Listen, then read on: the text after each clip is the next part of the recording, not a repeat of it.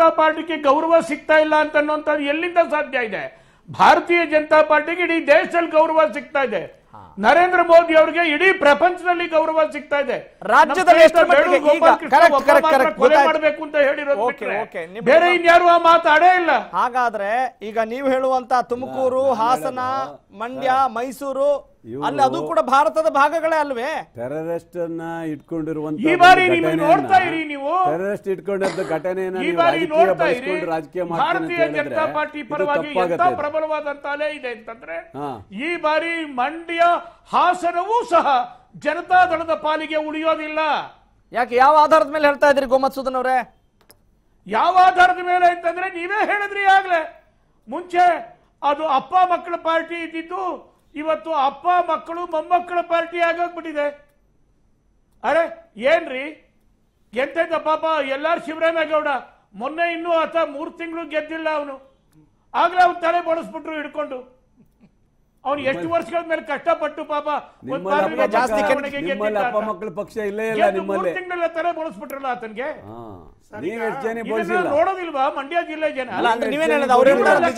ಮಂಡ್ಯ ಜಿಲ್ಲೆಯ ಜನ, ಹಾಸನ ಜಿಲ್ಲೆಯ ಜನ ಜನತಾದಳದ ಸೇವಕರು, ಜನತಾದಳಕ್ಕೆ ಅಡ ಇಟ್ಕೊಂಡಿರುವಂತ ಮತದಾರರು ಅಂತನ್ನುವಂತ ದೊಡ್ಡ ಭ್ರಮೆಯಲ್ಲಿದ್ದಾರೆ ದೊಡ್ಡ ಗೌಡ್ರು. ತಮ್ಮ ಮಾತುಗಳನ್ನ ಕೇಳಬೇಕು ಅಂತ ಆವಾಗಿಂದ ಭಾರಿ ಕಾತರದಿಂದ ಉತ್ಸುಕರಾಗಿದ್ದೆ. ದಯಮಾಡಿ ತಾವು ಒಂದೇ ಒಂದು ಪ್ರಶ್ನೆಗೆ ಉತ್ತರ ಕೊಡಿ. ರಾಘವೇಂದ್ರ ಮತ್ತೆ ಸನ್ಮಾನ್ಯ ಯಡಿಯೂರಪ್ಪನವರ ಸಂಬಂಧ ಏನಿದೆ ತಾವು ದಯಮಾಡಿ ಹೇಳಲಿಲ್ಲ. ಹಾಗಾದ್ರೆ ಅವ್ರ ಅಪ್ಪ ಮಕ್ಕಳಲ್ವಾ? ಅದು ನಮ್ಮ ಪಾರ್ಟಿಯ ನಿಶ್ಚಯ. ಹೇಳಿ, ಅವ್ರ ಸಂಬಂಧ ಅಪ್ಪ ಮಕ್ಕಳಲ್ವಾ? ಹಾಗಾದ್ರೆ ವಿಜೇಂದ್ರ ಕಾರ್ಯದರ್ಶಿ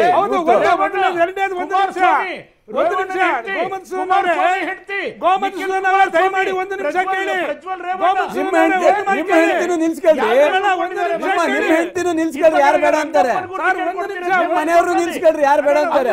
ಒಂದು ನಿಮಿಷ ಅವ್ರ ಅಪ್ಪ ಮಕ್ಕಳು ಕೊಡುಗೆ ಏನು ಅಂತ ಕರ್ನಾಟಕ ಕೇಳಿ. ಸರ್ ದಯವಿಟ್ಟು ಅಪ್ಪ ಮಕ್ಕಳು ಕೊಡುಗೆ ಏನು ಅಂತ ಕರ್ನಾಟಕ ಕೇಳಿ. ನಮ್ಮ ಅಪ್ಪ ಮಕ್ಕಳ ಬಗ್ಗೆ ಮಾತಾಡೋ ಅವಶ್ಯಕತೆ ಇಲ್ಲ. ಇವತ್ತು ಕರ್ನಾಟಕಕ್ಕಾಗಿ ಸನ್ಮಾನ್ಯ ಕುಮಾರಸ್ವಾಮಿ ಅವರು 20 ತಿಂಗಳು ಹಾಕುವುದು ಅಂತ ಸರ್ಕಾರ ಕೊಟ್ಟಿದ್ದಾರೆ. ಸನ್ಮಾನ್ಯ ದೇವೇಗೌಡರು ಈ ದೇಶಕ್ಕೆ ಒಳ್ಳೆ ಸರ್ಕಾರ ಕೊಟ್ಟಿದ್ದಾರೆ. ರೇವಣ್ಣ ಅವರು ಒಳ್ಳೆ ಕೆಲಸ ಮಾಡ್ತಿದ್ದಾರೆ. ನಿಖಿಲ್ ಕುಮಾರಸ್ವಾಮಿ ಅವರು ಹಗಲು ರಾತ್ರಿ ಏನ್ ಮಾಡಿದ್ದೀರಾ? ಮಾತನಾಡುವಂತ ಶಕ್ತಿ ಇದೆಯೇನ್ರಿ? ಇಳ್ಳ ತನಕ ಒಂದ್ ಜಿಲ್ಲಾ ಪಂಚಾಯತ್ ಗೆದ್ದಿಲ್ಲ, ತನಕ ಒಂದು ಅಸೆಂಬ್ಲಿನಲ್ಲಿ ಗೆದ್ದಿಲ್ಲ. ಅವ್ರಿಗೆ ಏನು ಜೀವನ ಅನುಭವ ಇದೆ?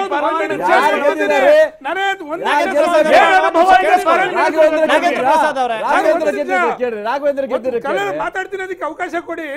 ರಾಘವೇಂದ್ರನಿಗೆ ಅವ್ರ ಮಕ್ಕಳು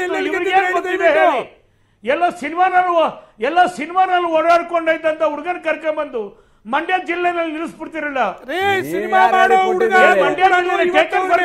ರಾಜ್ಯ ಅಲ್ಲ ಯಾವತ್ತು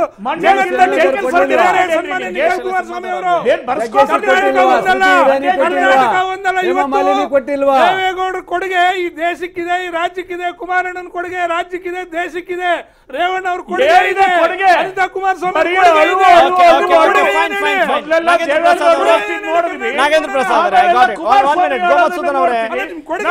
ಈಗ ಸಿನಿಮಾದವರು ಬರಬೇಕು ಬರಬಾರ್ದು ಅನ್ನೋದಕ್ಕಿಂತ ಹೆಚ್ಚಾಗಿ ಜನತೆಗೆ ಇದು ಎಷ್ಟರ ಮಟ್ಟಿಗೆ ಇಷ್ಟ ಆಗುತ್ತೆ. ಓಕೆ, ಒಂದ್ ನಿಮಿಷ ನಾಗೇಂದ್ರ ಪ್ರಸಾದ್ ಅವರ ಎಸ್ ಐ ಗಾಟ್ ಇಟ್. ಎಲ್ಲರಿಗೂ ಕೂಡ ಅವರವರ ಪಕ್ಷಗಳವರು ಅವರವರ ಮನೆಯವರು ಕೊಡುಗೆಗಳನ್ನ ಕೊಟ್ಟಿದ್ದಾರೆ ಅನ್ನೋ ಭಾವನೆ ಇರುತ್ತೆ. ಆದ್ರೆ ನಿಜವಾಗ್ಲೂ ಉತ್ತರ ಕೊಡ್ಬೇಕಾದಂತವ್ರು ಜನತೆ ಅದನ್ನ ಉತ್ತರ ಕೊಡ್ತಾರೆ. ಆದ್ರೆ ಈಗ ನಮ್ಮ ಪಕ್ಷದಲ್ಲಿ ಮಾತ್ರ ಹೇಗಿದೆ, ಬೇರೆ ಪಕ್ಷದಲ್ಲಿ ಇಲ್ವಾ ಅನ್ನುವ ಈ ಸಮರ ಇದೆಯಲ್ಲ, ಆ ಸಮರದಲ್ಲೇ ಸಿಕ್ಕಾಕೊಂಡು ನಮ್ಮ ಜನತೆ ಇವತ್ತು ಅತಂತ್ರರಾಗಿದ್ದಾರೆ. ಹೀಗಾಗಿ ಅತಂತ್ರ ಫಲಿತಾಂಶಗಳು ಬರುತ್ತವೆ, ಅಪ್ಪ ಮಕ್ಕಳು ಅಥವಾ ಅಪ್ಪ ಮಕ್ಕಳು ಮೊಮ್ಮಕ್ಕಳು. ಆದರೆ ಏನಾದರೂ ವಾಸ್ತವದಲ್ಲಿ ಅದರಿಂದ ಇಂಪ್ಯಾಕ್ಟ್ಸ್ ಏನು ಅನ್ನೋದ್ರ ಬಗ್ಗೆ ಯೋಚನೆ ಮಾಡಬೇಕಾಗಿದೆ. ಆ ರೀತಿಯಾದಂಥ ಚುನಾವಣೆ ನಡೆದಿದ್ದೆ ಆದಲ್ಲಿ ಅಥವಾ ಆ ರೀತಿ ಟಿಕೆಟ್ನ ಹಂಚಿಕೆ ಮಾಡ್ತಾ ಹೋದರೆ ನಮ್ಮ ಪ್ರಜಾಪ್ರಭುತ್ವದ ಕಗ್ಗೊಲೆ ಆಗುತ್ತಾ ಅಥವಾ ಪ್ರಜಾಪ್ರಭುತ್ವ ಅನುಕೂಲ ಆಗೋ ನಿಟ್ಟಿನಲ್ಲಿ ಏನಾದರೂ ಅಂಶಗಳಿದ್ದಾವೆ ಅನ್ನೋದ್ರ ಬಗ್ಗೆ ಖಂಡಿತವಾಗ್ಲೂ ಚರ್ಚೆ ಮಾಡೋಣ. ಅದಕ್ಕಿಂತ ಮುಂಚೆ let's take a very short break. Mahabharata ಮಹಾಸಂಗ್ರಾಮಕ್ಕೆ ಎಲ್ಲ ಪಕ್ಷಗಳು ಈಗ ತಯಾರಾಗಿದ್ದಾವೆ. ಓಕೆ, ರಾಮಕೃಷ್ಣ ಉಪಾಧ್ಯಾಯ ಅವರೇ, ಇದು ಕುಟುಂಬ ರಾಜಕಾರಣ ಅನ್ನುವ ಆರೋಪ ಪ್ರತ್ಯಾರೋಪ ಎಲ್ಲ ಪಕ್ಷಗಳಿಂದಲೂ ಯಾವಾಗಲೂ ಇದ್ದೇ ಇದೆ. ಹಾಗಾದ್ರೆ ಅದಕ್ಕೆ ಅವಕಾಶ ಕೊಡ್ತಾ ಇರುವಂತಹ ನಮ್ಮ ಮತದಾರರ ನಿಲುವಿಗೇನು ಹೇಳ್ತೀರಿ? ಮತದಾರರು ಪಕ್ಷಗಳ ಕೈಗೊಂಬೆಗಳ, ರಾಜಕೀಯ ನಾಯಕರು ಹೇಳ್ದಂಗೆ ಆಡ್ತಾ ಇದ್ದಾರೆ ಅಂತ ಅನ್ಸುತ್ತಾ ಹಂಗ್ ಮಾಡಿದ್ರೆ? ಅದು ಕುಟುಂಬ ರಾಜಕಾರಣ ಹೊತ್ತಿದೆ. ಇದರಲ್ಲಿ ಮತದಾರರು ತಪ್ಪಿದೆ. ಯಾಕಂದ್ರೆ ಹೀಗೆ ಬಂದಾಗಲೇ ಏನೋ ಅದನ್ನ ತಿರಸ್ಕರಿಸಿದ್ರೆ, ಆರಂಭದಲ್ಲೇ ತಿರಸ್ಕರಿಸಿದ್ರೆ ಅದು ನಡೀತಾ ಇಲ್ಲ. ಈಗ ಗೋ ಮಧುಸೂದನ್ ಬಹಳ ಏನೋ ಮಾಡ್ತಾ ಇದ್ದಾರೆ, ಡಿಫೆಂಡ್ ಮಾಡ್ತಾ ಇದ್ದಾರೆ ಅವ್ರ ಪಾರ್ಟಿನ. ಅಲ್ಲೂ ಇದೆ ಏನೋ ಯಡಿಯೂರಪ್ಪನವರು ಅವ್ರ ಮಗನ ರಾಜಕೀಯ ತಗೊಂಡ್ಬಂದಿದ್ದಾರೆ. ಆದ್ರೆ ಮತದಾರರು ತೋರಿಸ್ತಾ ಇರೋ ವಿಧಾನವಾಗಿ ನೋಡೋಣ ಅಲ್ಲ ನೋಡಿ, ರೇಷಿಯೋ ನೋಡಿ, ಭಾರತೀಯ ಜನತಾ ಪಕ್ಷದಲ್ಲಿ ಎಷ್ಟಿದೆ, ಕಾಂಗ್ರೆಸ್ ಅಲ್ಲಿ ಎಷ್ಟಿದೆ, ಜೆಡಿಎಸ್ ಎಲ್ಲವನ್ನೂ ನೋಡೋಣ. ರೇಷಿಯೋ ಖಂಡಿತ ಇಲ್ವೇ ಇಲ್ಲ. ಅಲ್ಲ ಅಲ್ಲೂ ಒಂದು ಸ್ಯಾಂಪಲ್ ಇದೆ. ಅಧ್ಯಕ್ಷರಾಗಿ ಪಕ್ಷದ ಅಧ್ಯಕ್ಷರಾಗಿದ್ದುಕೊಂಡು ಅವರು ಏನೋ ಈ ರೀತಿ ಮಾಡಬಾರ್ದಾಯ್ತು. ಅಫ್ಕೋರ್ಸ್ ಮಾಡಿದ್ದಾರೆ. ಅದು ಜನಗಳು ಆಗ್ಲೇ ತೋರಿಸಲಿಕ್ಕೆ ಶುರು ಮಾಡಿದ್ದಾರೆ. 3,30,000 ಓಟಿಂದ ಗೆದ್ದಂತ ಇವರು ರಾಘವೇಂದ್ರ 60,000 ಇಳಿತು. ಸೊ ಈಗ 2019 ಜನ ಏನು ಮಾಡ್ತಾರೆ ನೋಡಬೇಕು.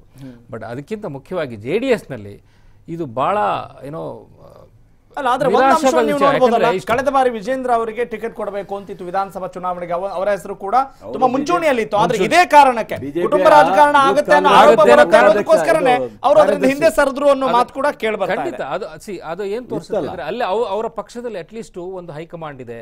ಅವರು ಡಿಸೈಡ್ ಮಾಡ್ತಾರೆ ಕೊಡ್ಬೇಕೋ ಬೇಡ ಅಂತ ಹೇಳಿ. ಇಲ್ಲಿ ಹೈಕಮಾಂಡ್ ಇರೋ ಲೀಡರ್ಸು ಎಲ್ಲ ಒಂದೇ. JDS ಅಲ್ಲಿ ಅಲ್ಲ, JDS ಹೈಕಮಾಂಡು, ಪಾರ್ಟಿ, ಕುಟುಂಬ ಎಲ್ಲ ಒಂದೇ. ಹಾಗಾಗಿ ಸೊ ಈಗ ನೋಡಿ ಮಂಡ್ಯದಲ್ಲಿ Nikhil okay is a good actor, but ಅವ್ರನ್ನ ಈಗ ಲೋಕಸಭೆಗೆ ಕಳಿಸುವಂತ ಅವಶ್ಯಕತೆ ಏನಿದೆ ಇಷ್ಟು ಬೇಗ? ಅಲ್ಲ, ಆಗ್ಬಾರ್ದು ಅಂತೇನಿಲ್ಲ. ಕುಮಾರಸ್ವಾಮಿ ಅವ್ರು ಏನ್ ಹೇಳಿದ್ರು, ಸುಮಲತಾ ಟಿಕೆಟ್ ಕೇಳಿದಾಗ ಸುಮಲತಾ ಅವ್ರದ್ದು ಏನಿದೆ ಕಾಂಟ್ರಿಬ್ಯೂಷನ್ಗೆ ಮಂಡ್ಯಗೆ, ಯಾಕೆ ಕೇಳ್ತಾ ಇದ್ದಾರೆ ಅವರು ಅಂತ. ಹಾಗಾದ್ರೆ ನಿಮ್ಮ ಮಗನಿಗೆ ನಿಲ್ಲಿಸ್ತಾ ಇದ್ದೀರಲ್ಲ, ಅವ್ರದ್ದು ಏನಿದೆ ಕಾಂಟ್ರಿಬ್ಯೂಷನು? ಜನಗಳು ಕೇಳೋದಿಲ್ವಾ ಅದನ್ನ? ಏನು ಕಾಂಟ್ರಿಬ್ಯೂಷನ್ ಇದೆ? ಈ ಜಸ್ಟ್ ಎಂಟ್ರಿಂಗ್ ಪಾಲಿಟಿಕ್ಸ್. ನೀವು ಅವರಿಗೆ ಅವಕಾಶ ಮಾಡಿಕೊಡ್ತೀರಿ. ಆಮೇಲೆ ಇಲ್ಲಿ ಹಾಸನದಲ್ಲಿ ಪ್ರಜ್ವಲ್ದು ಏನು ಕಾಂಟ್ರಿಬ್ಯೂಷನ್ ಇದೆ? ಸೊ ನಿಮ್ಮ ಕುಟುಂಬದವರನ್ನ ಮುಂದೆ ತರಲಿಕ್ಕೆ ಬೇರೆ ಯಾವ ಏನೋ ನಿಮ್ಮ ಪಕ್ಷದಲ್ಲೇ ಇರತಕ್ಕಂಥ ಸಮರ್ಥರಿಗೆ ನೀವು ಅವಕಾಶ ಕೊಡ್ತಾ ಇಲ್ಲ. ಹಾಗಾಗಿ ಏನೊಂದು ಸಂದೇಶ ಹೋಗ್ತಾ ಇದೆ ಜನಗಳಿಗೆ, ಏನು ಸಂದೇಶ ಹೋಗ್ತಾ ಇದೆ? ಸೊ ಆಮೇಲೆ ದೇವೇಗೌಡರು ಕೂಡ 85 ವರ್ಷ ಆದ್ರೂ ಅವರು ಬಿಟ್ಕೊಳ್ಲಿಕ್ತಾ ಇರಲಿಲ್ಲ. ಇದೆರಡು ಜಾಗ ಬಿಟ್ಟು ಅನೇಕ ಸಲ ಹೇಳಿದಾರಲ್ಲ ಅವರು, ನಾನು ದೀರ್ಘಕಾಲ ಸಂಸತ್ ನೋಡಿದೀನಿ, ನನಗೆ ಯಾಕೆ ಅಲ್ಲ ಸಂಸತ್ನಲ್ಲೇ ಹೇಳಿದ್ರು. ಇನ್ಫ್ಯಾಕ್ಟ್ ನಾನು ಇನ್ನು ಎಲೆಕ್ಷನ್ ಕಂಟೆಸ್ಟ್ ಮಾಡಲ್ಲ ಅಂತ ಸಂಸತ್ನ ರೆಕಾರ್ಡ್ ನಲ್ಲಿದೆ. ಆದ್ರೆ ಇವತ್ತು ಕೂಡ ಅವರು ಉತ್ಸುಕರಾಗಿದ್ದಾರೆ. ಅವ್ರು ನೀವು ಸ್ಟೇಟ್ಮೆಂಟ್ಸ್ ನೋಡಿದ್ರೆ ನಾನು 29 ವರ್ಷ ಪಾರ್ಲಿಮೆಂಟ್ ಅಲ್ಲಿ ಇದ್ದೀನಿ, ನನಗೆ ಯಾರು ಕೇಳುತ್ತೆ ಅಂದ್ರೆ ಅವ್ರ ಮಾತುಗಳಿಗೆ ಬೆಲೆ ಇಲ್ಲ ಅಂತ ಅರ್ಥನಾ? ಅಲ್ಲ, ಅವರು ನಿರ್ಧಾರ ಮಾಡ್ಬಿಟ್ಟಿದ್ದಾರೆ ನಾನು ಈ ಸರ್ತಿ ಲೋಕಸಭೆಗೆ ಹೋಗ್ಬೇಕು ಅಂತ ಹೇಳಿ. ಅಫ್ಕೋರ್ಸ್ ಪಾಪ ಅವರು ತಮ್ಮ ಮೊಮ್ಮಕ್ಕಳಿಗಾಗಿ ತ್ಯಾಗ ಮಾಡಿದ್ದಾರೆ. ಹಾಸನ ಬಿಟ್ಕೊಟ್ಟಿದ್ದಾರೆ, ಇಲ್ಲಿ ಮಂಡ್ಯ ಬಿಟ್ಕೊಟ್ಟಿದ್ದಾರೆ. ಅವರು ಬೇರೆ ಕಡೆ ಹುಡ್ಕೋಬೇಕೀಗ. ಸೊ ಬೆಂಗಳೂರು ನಾರ್ತ್ಗೆ ಬಹುಶಃ ಅವ್ರು ಹೋಗ್ಬೋದು, ಅಥವಾ ಮೈಸೂರು, ಇದೆರಡು ಒಂದನ್ನ ನೋಡ್ಬೋದಾ? ಎಲ್ಲರಿಗೂ ಕೂಡ ಅವರವರ ಪಕ್ಷದ ಬಲವರ್ಧನೆಗೆ, ಪಕ್ಷದ ಹಿತದೃಷ್ಟಿಯಿಂದ ಈ ರೀತಿಯಾದಂತಹ ನಿರ್ಧಾರಗಳನ್ನು ಕೈಗೊಳ್ಳೋದು. ಮಕ್ಕಳಿಗೆ, ಸೊಸೆಗೆ, ಮಗನಿಗೆ, ಇಬ್ರು ಮಕ್ಕಳಿಗೆ ಕೊಟ್ಕೊಂಡ್ರೆ ತಪ್ಪೇನು ಅನ್ನೋ ಪ್ರಶ್ನೆನ ಮಾಡ್ತಾರೆ. ಅದಕ್ಕೇನು ಅದು ಪಕ್ಷದ ಬಲವರ್ಧನೆ ಆಗೋದಿಲ್ಲ, ಕುಟುಂಬದ ಬಲವರ್ಧನೆ. ನೀವು ಪಕ್ಷ ಕುಟುಂಬ ಎರಡು ಒಂದೇ ಅಂತ ಮಾಡೋದಾದ್ರೆ ಅಲ್ಲ, ಪಕ್ಷದಲ್ಲಿ ಬೇರೆ ಯಾರು ಇಲ್ಲ, ಸಂವಿಧಾನದಲ್ಲಿ ಪಕ್ಷದಲ್ಲಿ ಬೇರೆ ಯಾರೂ ಇಲ್ವಾ ನಿಮಗೆ? ನಾಗೇಂದ್ರ ಪ್ರಸಾದ್ ಅವರೇ, ಈಗ ನೇರವಾದ ಪ್ರಶ್ನೆ. ಶಿವರಾಮೇಗೌಡರು ಗೆದ್ದು ಕೇವಲ 5 ತಿಂಗಳಾಗಿದೆ ಮಂಡ್ಯದಿಂದ. Is also very Young man. ಅವ್ರಿಗೇನು 45 ವರ್ಷದವರು. ಅವ್ರಿಗೆ ಯಾಕೆ ಇನ್ನೊಂದ್ಸಲಿ ಅವಕಾಶ ಕೊಡಬಾರ್ದು? ನೀವು ಯಾಕೆ ಅವಕಾಶ ಕೊಡಬಾರ್ದು? 30 ವರ್ಷದ ನಂತರ ಅವರೊಂದು ಎಲೆಕ್ಷನ್ ಗೆಲ್ತಾ ಇದ್ದಾರೆ. ಅವರು ಏನೋ ಐ ಥಿಂಕ್ 25-26 ವರ್ಷಕ್ಕೆ MLA ಆಗಿದ್ರು ಅವರು. ಮಧ್ಯದಲ್ಲಿ ಅವರು ಒಂದಷ್ಟು ಗೆಲ್ಲಿಲ್ಲ. ಈ ಸರ್ತಿ ಜನ ಅವರಿಗೆ ಬಹುಮತದಿಂದ ಗೆಲ್ಸಿದ್ದಾರೆ. ಸುಮಾರು 2,80,000 ಓಟಿಂದ ಗೆದ್ದಿದ್ದಾರೆ. ಅವ್ರಿಗೆ ಯಾಕೆ ಡಿನೈ ಮಾಡ್ತಾ ಇದ್ದೀರಿ ನೀವು? On what basis? ಆ ಪ್ರಶ್ನೆ ಜನ ಕೇಳ್ತಾರೆ. ಶಿವರಾಮೇಗೌಡರಿಗೆ ಯಾಕೆ ಡಿನೈ ಮಾಡ್ತಾ ಇದ್ದೀರಿ? ನಾಯಕರು, ಲೀಡರ್ಸ್ ಅಂತ ಏನಿದ್ದಾರೆ, ಅದು ನಿಮ್ಮ ಪಕ್ಷದಲ್ಲಿ, ನಿಮ್ಮ ಕುಟುಂಬದಲ್ಲಿ ಮಾತ್ರ ಇದ್ದಾರಾ? JDS ನ ದೇವೇಗೌಡರ ಕುಟುಂಬದಲ್ಲಿ ಮಾತ್ರ ಇದ್ದಾರಾ? ಪಕ್ಷದಲ್ಲಿ ಬೇರೆ ಯಾರು ಇಲ್ವಾ ಅನ್ನೋದು ಅವರ ಪ್ರಶ್ನೆ. ನಾನು ಆಗಲೇ ಹಿರಿಯರು ಮಾತಾಡ್ತಕ್ಕಂಥ ಸಂದರ್ಭದಲ್ಲಿ ಅವ್ರ ಮಾತುಗಳನ್ನು ಸ್ಪಷ್ಟವಾಗಿ ಕೇಳ್ಕೋಬೇಕು ಅನ್ನೋದಕ್ಕೆ ಸುಮ್ಮನೆ ಇದ್ದೆ. ದಯವಿಟ್ಟು ಒಂದು ಮಾತನ್ನು ತಮಗೆ ಹೇಳಕ್ಕೆ ಇಚ್ಛೆ ಪಡ್ತೀನಿ. ಸನ್ಮಾನ್ಯ ದೇವೇಗೌಡರು ಭಾರತ ದೇಶದ ಆಸ್ತಿ. ಇವತ್ತು ನಡೀತಾ ಇರ್ತಕ್ಕಂಥ ಈ ದೇಶದ ಆಗುಹೋಗುಗಳಲ್ಲಿ ಸಂಸತ್ನಲ್ಲಿ ಅಂತ ಒಂದು ಹಿರಿಯ ಮುಖಂಡರುಗಳು ಇರಬೇಕಾಗುತ್ತೆ. ಯಾವುದೇ ಕಾರಣಕ್ಕೂ ಅವರ ಅನುಭವ ಇದೆಯಲ್ಲ, ಈ ದೇಶಕ್ಕೆ ಅವಶ್ಯಕತೆ ಇದೆ. ನಂಬರ್ 1. ನಂಬರ್ 2, ಸನ್ಮಾನ್ಯ ಒಂದು ಸಣ್ಣ ನಂಬರ್ 1ಗೆ ದೇಶದ ಆಸ್ತಿ ಆಗಿರುವಂತಹ ಮಾಜಿ ಪ್ರಧಾನಿ ದೇವೇಗೌಡರು, ನಮಗೂ ಕೂಡ ಹೆಮ್ಮೆ ಇದೆ. ಕರ್ನಾಟಕದಿಂದ ಆಯ್ಕೆ ಆಗಿದ್ದಾರೆ. ಆ ಒಂದು ಹೆಮ್ಮೆನ ಯಾರು ಕೂಡ ಅಳಿಸ್ಲಿಕ್ಕೆ ಸಾಧ್ಯ ಇಲ್ಲ. ಇವತ್ತು ಕೂಡ ಪುಟಾಣಿಗಳಿಂದ ಹಿಡಿದು ವೃದ್ಧರಿಗೂ ಕೂಡ ಅದಕ್ಕೊಂದು ಸೆಲ್ಯೂಟ್ ಹೊಡೆಯುತ್ತೆ. ಆದ್ರೆ ಒಂದು ಪ್ರಶ್ನೆ, ದೇವೇಗೌಡ್ರೆ ಈವರೆಗೂ ಹೇಳ್ತಾ ಬರ್ತಾರೆ, ಸಾಕಷ್ಟು ಸಲ ಹೇಳಿದ್ರು ಕೂಡ, ಹೌದ್ರಿ ಇಷ್ಟವರೆಗೂ ನಾನು ನೋಡಿದ್ದೇನೆ, ಹಂಗಿದ್ದಾಗ ಮತ್ತೆ ಯಾಕೆ ಸ್ಪರ್ಧೆ ಪ್ರಶ್ನೆ ಬರುತ್ತೆ ಅಂತ ಮಾಧ್ಯಮದವ್ರಿಗೆ ಪ್ರಶ್ನೆ ಮಾಡ್ತಾರೆ.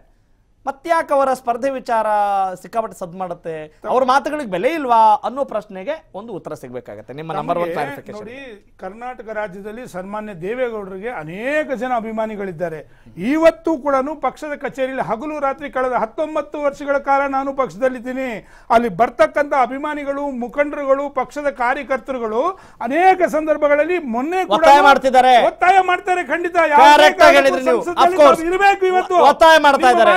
ಈಗ ರಾಜಕೀಯ ವಿಶ್ಲೇಷಕರು ರಾಮಕೃಷ್ಣ ಉಪಾಧ್ಯಾಯ ಅವರು ಹೇಳ್ತಾ ಇದ್ದಾರೆ, ಕರೆಕ್ಟ್. ಸನ್ಮಾನ್ಯ ಓಕೆ, ಅವರ ಸಹಕಾರದಿಂದ, ಅವರ ಹಿರಿಯ ಅನುಭವದಿಂದ, ಅವರ ಮುತ್ಸದ್ದಿತನದಿಂದ ಬೇರೆ ನಾಯಕರಿಗೆ ಅಲ್ಲಿ ಒಂದಿಷ್ಟು ಗೈಡೆನ್ಸ್ ಕೊಟ್ಟು ಅವ್ರನ್ನ ಕೆಲಸ ಮಾಡಿಸಬಾರ್ದಾ ಅನ್ನೋ ಪ್ರಶ್ನೆ ಕೂಡ ಉದ್ಭವ ಆಗುತ್ತೆ ಅಂತ ಅನ್ಕೊಳ್ತೀನಿ. ತಮಗೊಂದು ಮಾತನ್ನು ಹೇಳ್ತೀನಿ. ಕಳೆದ ವಿಧಾನಸಭಾ ಚುನಾವಣೆಯಲ್ಲಿ 224 ಕ್ಷೇತ್ರದಲ್ಲಿ ದೇವೇಗೌಡರ ಮನೆಯವರು ಯಾರು ಇರಲಿಲ್ಲ.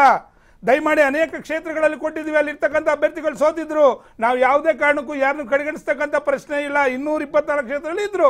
ಸನ್ಮಾನ್ಯ ದೇವೇಗೌಡರ ಕುಟುಂಬ ಇವತ್ತು ಈ ರಾಜ್ಯದಲ್ಲಿ ಅಂದ್ರೆ ಈಗ ನೀವು ದೇವೇಗೌಡ ಮನೆಯವರು ಇರ್ಲಿಲ್ಲ ಅಂತಕ್ಕಂಥ ಮಾತನ್ನು ಹೇಳ್ತಾ ಇದ್ದೀನಿ. ನಮ್ಮ ಕಾರ್ಯಕರ್ತರು ಒಂದು ನಿಮಿಷ ಹೇಳೋ ತನಕ ಕೇಳಿ, ಪೂರ್ತಿ ಕೇಳಬೇಕು ನೀವು ಒಂದು ಮಾತನ್ನ. ಸನ್ಮಾನ್ಯ ದೇವೇಗೌಡರ ಕುಟುಂಬ ಇವತ್ತು ಈ ದೇಶಕ್ಕೆ, ರಾಜ್ಯಕ್ಕೆ ಕೊಟ್ಟಿರ್ತಕ್ಕಂಥ ಕೊಡುಗೆಗೋಸ್ಕರ ಇವತ್ತು ಜನತೆ ಗೆಲ್ಸ್ಕೊಂಡ್ ಬರ್ತಿದ್ದಾರೆ. ಅವ್ರು ಯಾವತ್ತೂ ಹಿಂಬಾಗ್ಲಿಂದ ಬಂದಿಲ್ಲ. ಈ ರಾಜ್ಯದಲ್ಲಿ ಯಾವತ್ತೂ ಅವರು ಹಿಂಬಾಗ್ಲಿಂದ ಬಂದಿಲ್ಲ. ದಯವಿಟ್ಟು ನೀವು ಅರ್ಥ ಮಾಡ್ಕೋಬೇಕು. ಚುನಾವಣೆ ಎದುರಿಸಿ ಇದರಲ್ಲಿ ಯಾವ ರೋಷಾವೇಶದ, ಆಕ್ರೋಶದ ಅಗತ್ಯ ಇಲ್ಲ. ವಿಚಾರ ಇಷ್ಟೇ. ಹೌದು, ಇಷ್ಟು ಅವರೇ ಹೇಳಿದಂತ ಮಾತುಗಳಿಗೆ ಯಾಕೆ ಈ ರೀತಿಯಾಗಿ ಹೇಳ್ತಿದ್ದಾರೆ ಅನ್ನೋ ಪ್ರಶ್ನೆಗೆ ಇಷ್ಟೊಂದು ಆಕ್ರೋಶ ಭರಿತರಾಗೋ ಅವಶ್ಯಕತೆ ಇಲ್ಲ. ಒಂದು ನಿಮಿಷ ಸಣ್ಣ ಅವಕಾಶ ಕೊಡಿ. ಇವತ್ತು ಮಂಡ್ಯ ಬಗ್ಗೆ ತಾವು ಇಷ್ಟೊಂದು ಮಾತಾಡ್ತಾ ಇದ್ದೀರಾ. ಹಾಗಾದ್ರೆ ಶ್ರೀಮತಿ ಸುಮಲತಾ ಅವರು ಇದು ಕುಟುಂಬ ಅಲ್ವಾ? ಹಾಗಾದ್ರೆ ಅಂಬರೀಷ್ ಕುಟುಂಬ ಅಲ್ವಾ? ಅದು ಕುಟುಂಬ ರಾಜಕಾರಣ ಅಲ್ವಾ? ಹಾಗಾದ್ರೆ ಅಂಬರೀಷ್ ಕುಟುಂಬ ರಾಜಕಾರಣ ಅಲ್ವಾ? ಹಾಗಾದ್ರೆ ತಪ್ಪು ಗ್ರಹಿಸ್ತಾ ಇದ್ದೀರಿ. ತಪ್ಪು ಗ್ರಹಿಸ್ತಾ ಇಲ್ಲ ನೀವು. ಇವ್ರನ್ನ ಕುಟುಂಬ ರಾಜಕಾರಣ ಅಂದಾಗ ಅವ್ರದ್ದು ಕುಟುಂಬ ರಾಜಕಾರಣ ಅಲ್ಲ. ಮತ್ತೊಂದು ಅಲ್ಲಿ ನಮ್ಮಲ್ಲಿ ಆಗಿರೋದ್ರಿಂದ ಅವರ ಸ್ಥಾನಕ್ಕೆ ಅವ್ರು ಬರ್ತಾರೆ. ಇನ್ನೊಂದು ಮಾತನ್ನು ಹೇಳ್ತಿದ್ದೀನಿ ಕೇಳಿ. ಈಗ ಸಂಸದಿದ್ದಾರೆ, ಶಾಸಕರಿದ್ದಾರೆ, ಸರ್ ಕಾರ್ಯಕರ್ತರಿದ್ದಾರೆ, ಜಿಲ್ಲಾ ಪಂಚಾಯತಿ, ನಾಗೇಂದ್ರ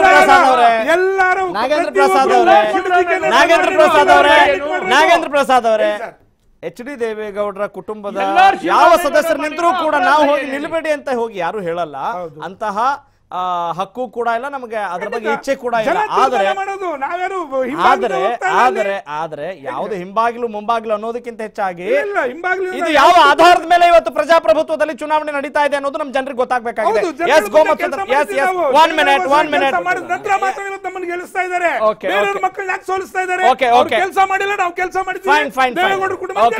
ಈಗ ಮೈತ್ರಿ ಸರ್ಕಾರ ಅಂತ ಹೇಳಿದ ತಕ್ಷಣ ನಿಮ್ಮ ಮಿತ್ರ ಪಕ್ಷ ಏನ್ ಹೇಳಿದ್ರು ಸರಿನಾ, ಏನ್ ಮಾಡಿದ್ರು ಸರಿನಾ, ಅಥವಾ ನಿಮ್ಗೆ ಖಂಡಿಸುವಂತ ಸ್ವಾತಂತ್ರ್ಯ ಇದೆಯಾ ಇಲ್ವಾ, ಅಥವಾ ಈಗಾಗಲೇ ಗೋಮತ್ಸವ್ರು ಹೇಳಿದಾಗೆ ದಯನೀಯ ಸ್ಥಿತಿಗೆ ತಲುಪಿಟ್ಟಿದ್ದೀರಾ? ನಾವು ನೋಡಿ, ಅವ್ರು ಯಾರಿಗೆ ಟಿಕೆಟ್ ಕೊಡ್ತಾರೋ ಅವ್ರು ಮೈತ್ರಿಯಲ್ಲಿ ಬಂದಂತ ಟಿಕೆಟ್ ಯಾರಿಗಾರು ಕೊಟ್ಕೊಳ್ಳಿ, ನಾವು ಕೇಳೋದಲ್ಲ ಅದನ್ನ. ನೀವಿಂತ ನಾವು ಕೇಳಲ್ಲ. ಯಾಕಂದ್ರೆ ಅವರ ಪಕ್ಷದ ಇದು ತೀರ್ಮಾನ. ನಾವು ಏನ್ ಮಾಡ್ತೀವಿ ಅಂದ್ರೆ, ಹೋದ್ ಸರಿ ತೀರ್ಮಾನ ಏನಿತ್ತು ಮಂಡ್ಯದಲ್ಲಿ ನಾವು ಅವ್ರಿಗೆ ಕೊಟ್ಟು ನಾವು ಬಳ್ಳಾರಿಯಲ್ಲಿ ನಾವು ತಗೊಂಡಿದ್ದೀವಿ. ಈ ಥರ ಅಡ್ಜಸ್ಟ್ಮೆಂಟ್ ಮಾಡಿದ್ರಿಂದ ಆ ಸರಿ ಚುನಾವಣೆಯಲ್ಲೂ ನಾವು ಚೆನ್ನಾಗಿ ಗೆದ್ದಿದ್ದೀವಿ. ಈ ಸರಿ ಚುನಾವಣೆಯಲ್ಲೂ ನಾವು ಏನು ಮಾಡ್ತೀವಿ, ಅವ್ರು ಏನು 7-8 ಸೀಟ್ ಕೇಳಿದ್ದಾರೆ, ಆ ಚುನಾವಣೆಯಲ್ಲಿ ಅವ್ರಿಗೆ ಯಾವ್ಯಾವ ಕ್ಷೇತ್ರ ಬೇಕು ಅದನ್ನು ಪರಿಶೀಲನೆ ಮಾಡ್ತಾರೆ. ನಮ್ಮಲ್ಲಿ ಯಾರಿದ್ದಾರೋ ಏನಂದು ನೋಡ್ತೀವಿ. ಯಾಕಂದ್ರೆ ಮೈತ್ರಿ ಧರ್ಮ ಏನು ಮಾಡೋಕ್ಕಾಗಲ್ಲ. ಈ ಒಟ್ಟಾಗಿ ಹೋದ್ಮೇಲೆ ಒಟ್ಟಾಗಿ ಹೋಗಲೇಬೇಕಾಗಿದೆ. ಈಗ ಅದರಿಂದ ಇದರಲ್ಲಿ ಸಣ್ಣ ಪುಟ್ಟ ವ್ಯತ್ಯಾಸಗಳು ಏನ್ ಬಂದ್ರು ಮುಚ್ಚಿಟ್ಕೊಂಡು ಹೋಗಬೇಕಾಗಿದೆ. ಮತ್ತು ಧರ್ಮ ಒಳ್ಳೆ ಶಬ್ದಗಳು. ಮೈತ್ರಿ ಧರ್ಮ ಇದು. ಆ ಮೈತ್ರಿ ಧರ್ಮದಲ್ಲಿ ಅವ್ರು ಯಾರು ನಿಲ್ಸ್ಕೊಳ್ಳಿ, ಆಯ್ತಾ, ನಾವು ನಮ್ಮ ಪಕ್ಷದಲ್ಲಿ ಯಾರು ನಿಲ್ಸ್ಬೇಕು ಅಂತ ಅದನ್ನ ತೀರ್ಮಾನ ಮಾಡ್ತಾರೆ. ಈಗಾಗಲೇ ಅವ್ರ ಪಕ್ಷದವ್ರು ಯಾರಿಗಾದ್ರೂ ಕೊಡ್ರಿ, ನಮ್ಮ ತಂಟೆಗೆ ಬರಬೇಡಿ ಅನ್ನೋದಷ್ಟೇ. ಆತರ ಏನಿಲ್ಲ, ನಮ್ಮ ತಂಟೆ ಏನಿಲ್ಲ. ನಿಮ್ಗೆ ಕಷ್ಟ ಆಗ್ತಾ ಇರೋದು ಯಾವ ಇದು ಸೀಟ್ಗಳು, ಯಾವ ಲೋಕಸಭಾ ಕ್ಷೇತ್ರಗಳು? ಲೋಕಸಭಾ ಒಂದು ಮೈಸೂರು ಇದೆ. ಮೈಸೂರಲ್ಲಿ ಏನಂತ ಇನ್ನು ತೀರ್ಮಾನ ಆಗ್ಬೇಕಾಗಿದೆ. ಇನ್ನು ಬಾಕಿದೆಲ್ಲ ಕೆಲವೆಲ್ಲ ಜೆಡಿಎಸ್. ಯಾವುದು? ಮಂಡ್ಯ ಜೆಡಿಎಸ್. ಮಂಡ್ಯ ನೋಡಿ ಇನ್ನೂ ತೀರ್ಮಾನ ಆಗಿಲ್ಲ. ಮಾಡಿದ್ದಾರೆ. ಬಹುಶಃ ಹೋದ ಸರಿ ಕೊಟ್ಟ ಗೊತ್ತಿಲ್ಲ, ನಾವು ನಿಲ್ಸೋದಲ್ಲ ಹಂಗಲ್ಲ. ಮೈತ್ರಿ ಧರ್ಮ ಬಂದಾಗ ನಿಲ್ಸಕ್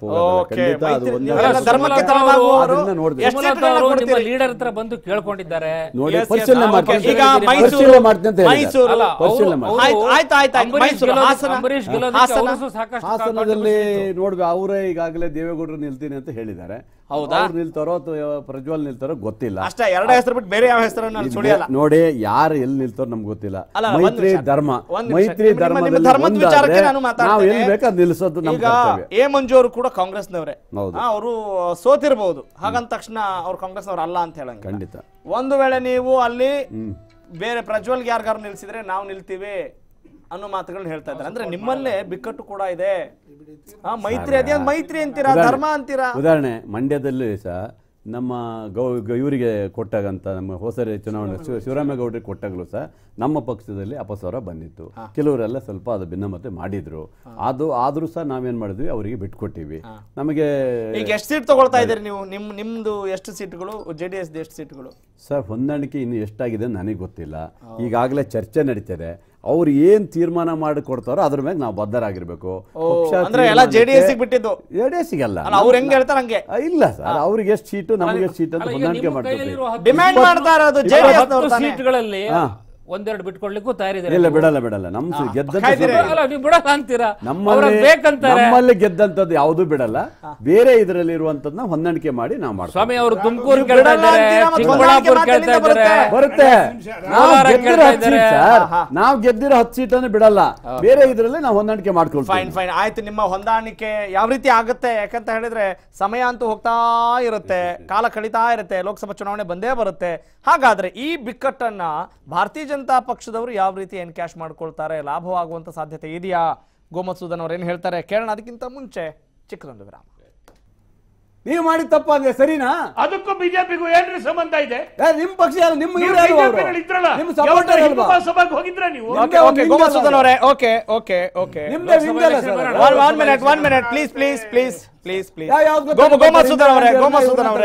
ಓಕೆ ಅವರು ಇಟಲಿ ಅಂತಾರೋ ಇಡ್ಲಿ ಅಂತ. ಆದ್ರೆ ವಿರೋಧ ಪಕ್ಷ ಇರೋದೇ ಹಾಗೆ. ನೀವು ನಿಮ್ಮ ಪಕ್ಷದಿಂದ ನೀವು ಯಾವ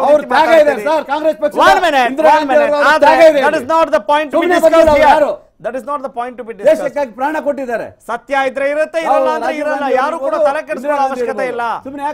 ಆದ್ರೆ ಎಸ್, ಅದು ಇರ್ಲೆವೆಂಟ್ ಆಗಿ ಮಾತಾಡುವಂತ ಅವಶ್ಯಕತೆ ಇಲ್ಲ.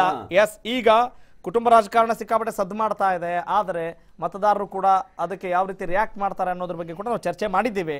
ಆದರೆ ವಿಧಾನಸಭಾ ಚುನಾವಣೆ ನಡೆಯುವಾಗ ಅಲ್ಲಿ ನಿರ್ಧಾರ ಆಗುವಂಥ ಘಟನೆಗಳೇ ಬೇರೆ, ಪ್ರಸ್ತಾಪ ಆಗುವಂಥ ವಿಚಾರವೇ ಬೇರೆ. ಆದರೆ ನಾನು ಕೇಳ್ತಾ ಇದ್ದೀನಿ ರಾಮಕೃಷ್ಣ ಉಪಾಧ್ಯಾಯ ಅವರೇ, ಸದ್ಯದ ವಾಸ್ತವ ಪರಿಸ್ಥಿತಿಯನ್ನು ನೋಡಿದಾಗ ಈ ಏರ್ ಸ್ಟ್ರೈಕ್ ಆಗಿರಬಹುದು ಅಥವಾ ಸದ್ಯಕ್ಕೆ ಆಗಿರುವಂಥ ಎಲ್ಲ ದಾಳಿಗಳಿರಬಹುದು, ಸದ್ಯದ ಚರ್ಚೆ ಮತ್ತು ಯುವ ಮತದಾರರ ಸಂಖ್ಯೆ ಕೂಡ ಜಾಸ್ತಿ ಆಗ್ತಾ ಇದೆ. ಇದು ಯಾರ ಪರವಾಗಿ ವಾಲಬಹುದು, ಯಾರ ಪರವಾಗಿ ವಾಲಬಹುದು ಅನ್ನೋದನ್ನ ನೋಡಬೇಕು. ಮತ್ತು ಇದು ನಮ್ಮ ರಾಜ್ಯಕ್ಕೆ ಅಪ್ಲೈ ಆಗಲ್ವಾ? ಆಗುತ್ತಾ? ಖಂಡಿತ ಅಪ್ಲೈ ಆಗುತ್ತೆ. ಇಟ್ ಅಪ್ಲೈ ಯಾಕಂದ್ರೆ ನಾವು ಬರೀ ಸೀಟು ಹಂಚಿಕೆ, ಬಿಕ್ಕಟ್ಟು ಅನ್ನೋದ್ರ ಬಗ್ಗೆನೇ ನೋಡ್ತಾ ಇದ್ದೀವಿ. ಜನ ಇದನ್ನ ಎಷ್ಟು ಮಟ್ಟಿಗೆ ಲೋಕಸಭಾ ಎಲೆಕ್ಷನ್ ನಲ್ಲಿ ಪುಲ್ವಾಮಾದಲ್ಲಿ ಆಗಿರ್ತಕ್ಕಂಥದ್ದು, ಅದಕ್ಕೆ ಇಂಡಿಯಾ ಮಾಡಿರ್ತಕ್ಕಂಥ ರಿಯಾಕ್ಷನ್ ಡೆಫಿನೆಟ್ಲಿ ಜನ ಚರ್ಚೆ ಮಾಡ್ತಾ ಇದ್ದಾರೆ. ಈಗ ಆಲ್ ಓವರ್ ದ ಕಂಟ್ರಿ ಚರ್ಚೆ ಆಗ್ತಾ ಇದೆ, ಕರ್ನಾಟಕದಲ್ಲೂ ಚರ್ಚೆ ಆಗ್ತಾ ಇದೆ. ಮೋದಿ ಸರ್ಕಾರ ತಗೊಂಡಿರ್ತಕ್ಕಂಥ ನಿರ್ಧಾರಗಳು ಸರಿಯೋ ತಪ್ಪೋ, ಎಷ್ಟು ಮಟ್ಟಿಗೆ ಫಲಕಾರಿಯಾಗಿದೆ, ಆಗಿದೆಯೋ ಇಲ್ವೋ ಅನ್ನೋದ್ರ ಬಗ್ಗೆ ಚರ್ಚೆ ನಡೀತಾ ಇದೆ. ಬಟ್ ಇದು ಖಂಡಿತ ಲೋಕಸಭೆ ಎಲೆಕ್ಷನ್ನಲ್ಲಿ ಇದರದ್ದೊಂದು ಪರಿಣಾಮ ಇದ್ದೇ ಇರುತ್ತೆ. ಸೊ ಈ ಪರಿಣಾಮದಿಂದ ಆದರೂ BJPಗೆ ಅನುಕೂಲ ಆಗುತ್ತಾ? ಇಲ್ಲಿ ಈಗ first time they are facing Congress ಮತ್ತು JDS ಒಟ್ಟಿಗೆ. ಹಿಂದೆಲ್ಲ 3 ಪಕ್ಷಗಳಿದ್ದು, ಕಳೆದ ಕೆಲವು ಎಲೆಕ್ಷನ್ಗಳಲ್ಲಿ JDS ಒಂದು ಸಪರೇಟ್ ಪಕ್ಷ ಆದಾಗಿಂದ 3 ಪಕ್ಷಗಳು ಇದೆ. First time they will be facing them together. So ಹಾಗಾಗಿ ಕಳೆದ ನೀವು ಅಸೆಂಬ್ಲಿ ಎಲೆಕ್ಷನ್ದು ಲೆಕ್ಕ ಹಾಕೊಂಡು ಹೋದರೆ ಅವರಿಬ್ಬರು ಸೇರಿ 53% ಓಟು, BJP 41%. ಬರೀ ಆ ಥರ ಪರ್ಸೆಂಟೇಜ್ ಲೆಕ್ಕ ಹಾಕೊಂಡು ಹೋದ್ರೆ ಅವ್ರು 28ಕ್ಕೆ 24-25 ಸೀಟ್ ಗೆಲ್ಲಬೇಕು. ಆದರೆ ಹಾಗಾಗೋದಿಲ್ಲ. ಯಾಕಂದ್ರೆ ಬರೀ ಅರ್ಥಮೆಟಿಕ್ ಇಂದ ಎಲೆಕ್ಷನ್ ನಡೆಯತಕ್ಕಂಥದ್ದು. ಪಾರ್ಲಿಮೆಂಟ್ ಎಲೆಕ್ಷನ್ ಅಂತ ಹೇಳಿದಾಗ ದೇಶದ ಹಿತದೃಷ್ಟಿಯಿಂದಾನೇ ಚಿಂತನೆ ಮಾಡಬೇಕು, ಮಾಡ್ತಾರೆ ಅನ್ನುವ ಒಂದು ವಾಡಿಕೆ ಇದೆ. ಆದ್ರೆ ನಮ್ಮ ಸದ್ಯದ ಈ ರಾಜಕಾರಣವನ್ನ ನೋಡಿದಾಗ ಆ ವಿಚಾರಗಳನ್ನ ಮರೆಯುವಂತ ಸಾಧ್ಯತೆ ಬಂದ್ಬಿಡುತ್ತಾ ನಮ್ಮ ರಾಜಕಾರಣಿಗಳ ಕಚ್ಚಾಟ? ಖಂಡಿತ. ಈಗ ಇಶ್ಯೂಸೇ ಡಿಸ್ಕಸ್ ಆಗ್ತಾ ಇಲ್ಲ. ಮೇನ್ಲಿ ಪಕ್ಷಗಳು ಯಾರು ಯಾವ ಸೀಟ್ ಬೇಕು, ಇವ್ರಿಗೆ ಯಾವ ಸೀಟ್ ಬೇಕು, ಯಾರು ನಿಲ್ಲಿಸಬೇಕು, ಅವರ ಪಕ್ಷದಲ್ಲೇ ಪೈಪೋಟಿಗಳು. ಇವ್ರಿಗೆ ಕೊಟ್ರೆ ಹೇಗೆ, ಅವ್ರಿಗೆ ಕೊಟ್ರೆ ಹೇಗೆ, ಜನಗಳನ್ನ ಅವರು ಏನು ಗಣನೆಯಲ್ಲಿ ತಗೋತಾನೆ ಇಲ್ಲ. ಇವ್ರು ಒಳ್ಳೆ ಕ್ಯಾಂಡಿಡೇಟಾ, ಅಲ್ಲಿ ಒಳ್ಳೆ ಕೆಲಸ ಮಾಡಿದಾರಾ, ಮತ್ತು ಇನ್ನು ಮುಂದೆ ಅಲ್ಲಿ ಕೆಲಸ ಮಾಡ್ತಾರಾ, ಅದೆಲ್ಲ ಗಣನೆಗೆ ಇಲ್ವೇ ಇಲ್ಲ. ನಮ್ಮಿಂದ ಪಕ್ಷದಿಂದ ಗೆಲ್ಲುವಂತ ಹೋಗ್ಬೇಕು, ಅಲ್ಲಿ ನಮ್ಮ ಪಕ್ಷದಲ್ಲಿ ಒಂದಷ್ಟು ಸೀಟ್ ನಾವು ಗೆಲ್ಲಬೇಕು. ಇದೇ thank you all of you. ವೀಕ್ಷಕರೇ, ಗೆಲುವಂದೇ ಮಾನದಂಡ. ಹೀಗಾಗಿ ನಾವು ಗೆಲ್ಲುವ ಅಭ್ಯರ್ಥಿ ನಿಲ್ಲಿಸ್ತೀವಿ ಅನ್ನೋ ಮಾತುಗಳನ್ನು ಎಲ್ಲ ಪಕ್ಷದ ನಾಯಕರು ಹೇಳ್ತಾರೆ. ಆದರೆ ಗೆಲುವೊಂದೇ ಮಾನದಂಡ ನಿಜ, ಆದರೆ ಅದು ಭಾರತದ ಗೆಲುವಾಗುವ ನಿಟ್ಟಿನಲ್ಲಿ ನಮ್ಮ ಮತದಾರರು ಪಾತ್ರ ವಹಿಸಲಿ, ಜವಾಬ್ದಾರಿ ವಹಿಸಲಿ ಅಂತ ಹೇಳ್ತಾ ಇವತ್ತಿನ ಮಹಾಭಾರತ ಮಹಾಸಂಗ್ರಾಮದ ಟಾಪ್ ಸ್ಟೋರಿ ಮುಗಿಸ್ತಾ ಇದ್ದೀನಿ. ನಾನು ನಿಮ್ಮ ರಾಘವ ಸೂರ್ಯ, ನಮಸ್ಕಾರ.